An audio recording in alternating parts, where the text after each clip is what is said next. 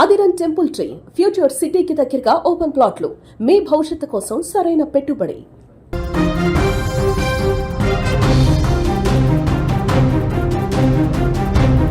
BC రిజర్వేషన్ల పైన తెలంగాణ ప్రభుత్వానికి హైకోర్టులో చుక్కెదురైంది. రిజర్వేషన్ను వ్యతిరేకిస్తూ దాఖలైన పిటిషన్ల పైన విచారించిన హైకోర్టు ఇవాళ తెలంగాణ స్థానిక సంస్థలకు ఇచ్చిన ఎన్నికల షెడ్యూల్ పైన స్టే విధించింది. స్థానిక సంస్థలు మొత్తానికి 5 విడతలుగా స్థానిక సంస్థల ఎన్నికలకి రాష్ట్ర ఎన్నికల సంఘం ఏర్పాటు చేసింది. 2 విడతలుగా ఎంపీటీసీ జెడ్పీటీసీ ఎన్నికల్ని, అట్లాగే 3 విడతలుగా సర్పంచ్ ఎన్నికలు నిర్వహించాలని నిర్ణయించింది. కానీ హైకోర్టు ఇవాళ కీలక తీర్పు చెప్పింది.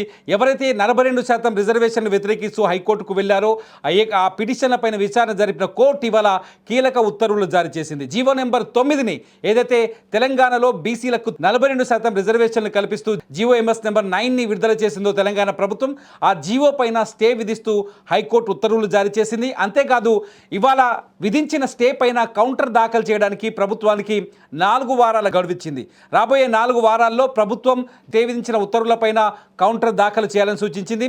ఎట్ ది సేమ్ టైం ప్రభుత్వం దాఖలు చేసే కౌంటర్ పైన మరొక ఎవరైతే పిటిషనర్లు మళ్ళీ కౌంటర్ దాఖలు చేయడం కోసం మరొక 2 వారాలు గడువిచ్చింది.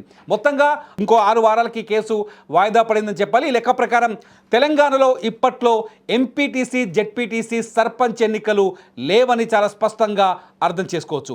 హైకోర్టు ఇచ్చిన తీర్పుతో ప్రస్తుతానికి స్థానిక సంస్థల ఎన్నికలు నిలుపుదల జరిగాయి. స్థానిక సంస్థల ఎన్నికలు ఆగిపోయాయి. మరొక 6 వారాల తర్వాత కోర్టు ఆదేశాలను కావచ్చు, లేకపోతే ప్రభుత్వం ఇచ్చే సమాధానం కావచ్చు, ప్రభుత్వం ఇచ్చిన సమాధానానికి మళ్ళీ పిటిషనర్లు వేసే కౌంటర్లు కావచ్చు, ఈ వ్యవహారం కోర్టులో తేలిన తర్వాతే బీసీ రిజర్వేషన్లపైన 42% బీసీ రిజర్వేషన్లపైన స్పష్టత వచ్చే అవకాశం ఉంటుంది.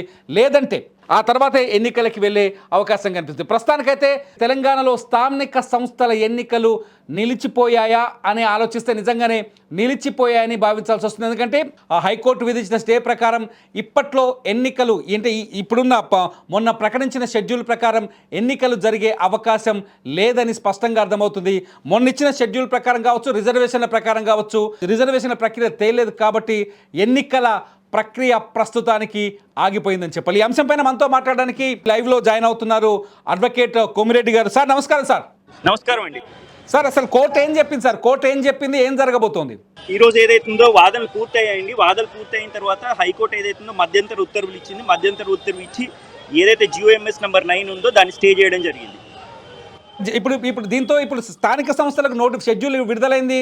ఇవాళ నోటిఫికేషన్ కూడా వచ్చింది. షెడ్యూల్ ప్రకారం అవి ఎన్నికలు నిలుపుదల అవుతాయా సార్? ఎన్నికలు నిలుపుదల అయినట్టే అండి. ఎందుకంటే ఏదైతే ఎన్నికల నోటిఫికేషన్ వచ్చిందో అది జీఓఎంఎస్ నెంబర్ 9 బేస్ చేసుకుంటూ వచ్చినాయి. ఎందుకంటే ఎన్నికల నోటిఫికేషన్లో బీసీలకు 42% రిజర్వేషన్లు కల్పించినారు. ఆ 42% రిజర్వేషన్లు హైకోర్టు తప్పు పట్టింది కాబట్టి ఆటోమేటిక్గా కాన్సిక్వెన్షియల్ ఎఫెక్ట్గా ఏదైతుందో మొత్తం నోటిఫికేషన్ రద్దు అయినట్టు. ప్రభుత్వం ఏం చెప్పింది సార్? జీఓఎంఎస్ 9లో ఏం చెప్పింది? కోర్టు ఎందుకు అభ్యంతరాలు వ్యక్తం చేసింది? కోర్టు ఏంటంటే ఇప్పుడు నిన్న పిటిషనర్స్ తరఫు నుంచి న్యాయవాదులు ఏదైతుందో వాళ్ళ వాదనలు వాళ్ళు ముఖ్యంగా ఏమన్నారంటే 2 సుప్రీంకోర్టు జడ్జ్మెంట్స్ ఉన్నాయండి. ఒక సుప్రీంకోర్టు జడ్జ్మెంట్ ఏదైతుందో కృష్ణమూర్తి జడ్జ్మెంట్ ఉంది. దాని తర్వాత రెండో జడ్జ్మెంట్ ఏదైతుందో గౌలీ జడ్జ్మెంట్ ఉంది. కృష్ణమూర్తి జడ్జ్మెంట్లో 5 జడ్జిల ధర్మాసనం జడ్జ్మెంట్ ఇచ్చింది. దాని తర్వాత గౌలీ జడ్జ్మెంట్లో 3 జడ్జిలు ఏదైతుందో సుప్రీంకోర్టు న్యాయమూర్తులు జడ్జ్మెంట్ ఇచ్చినారు. ఈ 2 జడ్జ్మెంట్లో కూడా ఏమందంటే సుప్రీంకోర్టు స్పష్టంగా లోకల్ బాడీ ఎన్నికలకు సంబంధించి ఎస్సీ ఎస్టీ ఓబీసీలకు 50% రిజర్వేషన్ అధిగమించొద్దని చెప్పేసి స్పష్టమైన ఉత్తర్వులు ఉన్నాయి. కాబట్టి అవి ఉత్తర్వులని పరిగణలోకి తీసుకొని ఈరోజు హైకోర్టు ఈ యొక్క డిసిషన్ ఇచ్చింది.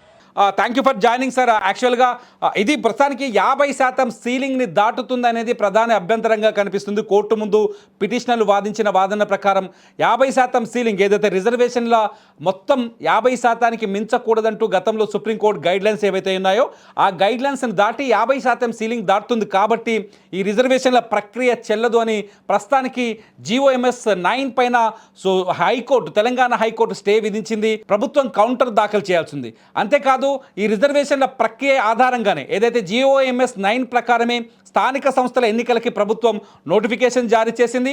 స్థానిక సంస్థల ఎన్నికలకి రిజర్వేషన్లు కూడా, అంటే ఏ గ్రామంలో ఏ కులానికి చెందిన వ్యక్తి సర్పంచ్గా పోటీ చేయాలి, ఏ ఎంపీటీసీకి ఏ కులానికి సంబంధించిన వ్యక్తి ఎంపీటీసీగా పోటీ చేయాలి, జెడ్పీటీసీ రిజర్వేషన్, అట్లాగే జిల్లా పరిషత్ చైర్మన్ల రిజర్వేషన్, మండల పరిషత్ ఎంపీపీల రిజర్వేషన్, ఈ రిజర్వేషన్లన్నీ GOMS 9 ప్రకారమే ఫిక్స్ చేశారు. కాబట్టి ప్రస్తుతానికి GOMS 9ని రద్దు చేయడం వల్ల ప్రభుత్వం జారీ చేసిన స్థానిక సంస్థల ఎన్నికల షెడ్యూల్ కూడా రద్దయినట్టే భావించాలి. సింపుల్గా చెప్పాలి అంటే, ఈ వీడియో చూస్తున్న చాలామందికి చాలా స్పష్టంగా అర్థం కావాలంటే, ఏదైతే గ్రామ పంచాయతీ ఎంపీటీసీ జెడ్పీటీసీ ఎన్నికలకి ప్రభుత్వం నోటిఫికేషన్ జారీ చేసిందో ఆ నోటిఫికేషన్ రద్దయింది. హైకోర్టు ఆ ఎన్నికలపైన స్టే విధించింది.